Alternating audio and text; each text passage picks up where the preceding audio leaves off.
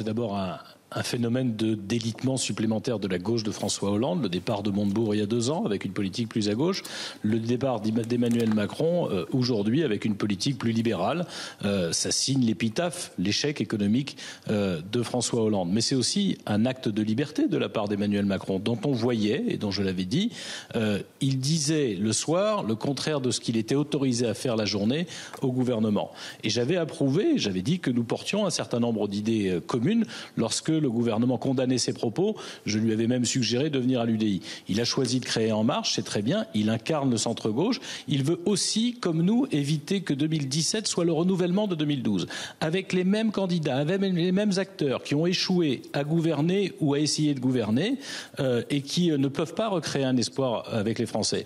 Alors si nous avons des convergences sur les idées, si effectivement nous avons cette volonté qu'il y ait une nouvelle offre politique, une recomposition de la politique française qui permette à la société française de se débloquer. La France est la seule en panne alors que tous les pays européens ont redémarré.